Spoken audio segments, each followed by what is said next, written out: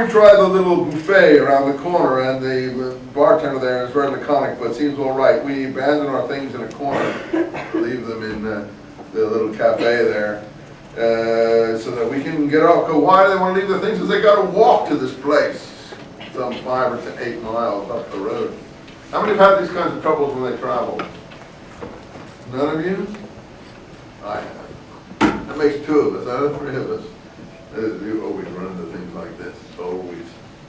If you're on an outlying places, particularly. It's so familiar to me personally to hear to see what he's writing here. Well, luckily it's only about 10 in the morning. Well, we take this flat, wide road. A road not far from the sea, a bare, flattish, hot white road with nothing but a tilted ox wagon at a distance. I've been on that road now. It's a 4-lane highway, just full of cars and traffic and every other thing. But a tilted oxen wagon, like a huge snail with 4 horns. Besides the road, what's he see?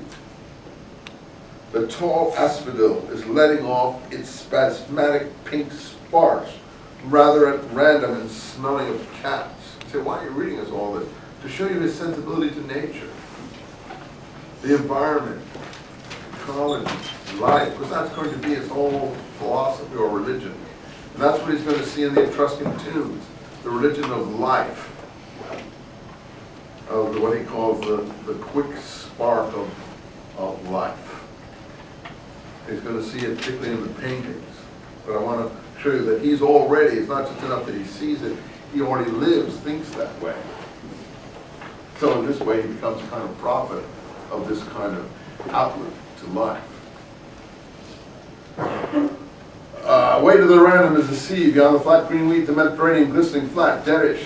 Ahead are the hills, the ragged bit, we trudge on a bit. What page is this in your book?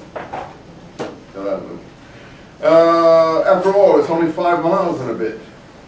So they gotta go 5 miles. Does that bother him? Now, if you were going someplace today, and you got to a station or an airport or someplace, they said, oh, the place you gotta see, that's 5 miles out of here.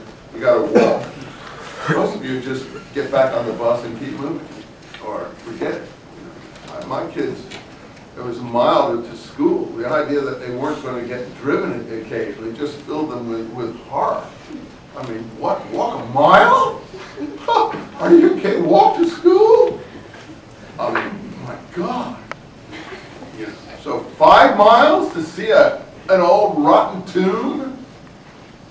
I would dare to say that 85% of you guys would pack it in. Not him. He's going to go to the tombs, come hell or high water, and that's where he's going to get to, period. And you say, what about you, Professor Eisenman? What would you do? I guess I would have packed it in. But, I've got to admire the kind of people that don't pack it in. So, he takes this walk. And he tells you about it. We trudge on this dull road. After all, it's only 5 miles and a bit. Now he tells you a little bit about Cerveteri and its history. Finally, they come into this town.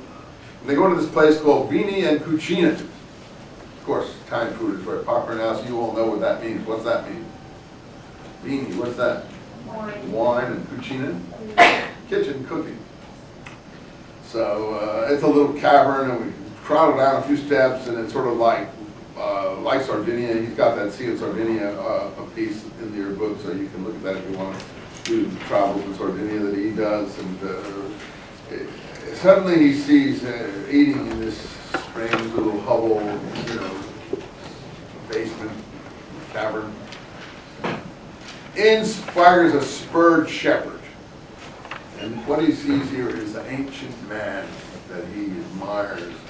The man unspoiled by modernity. Wearing goatskin trousers, long rusty brown goat's hair hanging shaggy. He imagines all this. Of course, we don't know if this is a perfect man or not, but in his mind it's perfect. He grins and drinks wine. Immediately one sees again the shaggy fawn-legged fawn. He's the fawn man. His face is fawn face.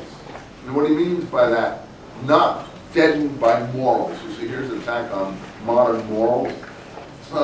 Actually, there's a little bit of Nietzsche in this. Nietzsche was a German philosopher who wrote in the 1860s, 70s, and 80s. So Lawrence, who would have been born in the 80s, would have already known his work. needless to say, also married a German woman. But Nietzsche was famous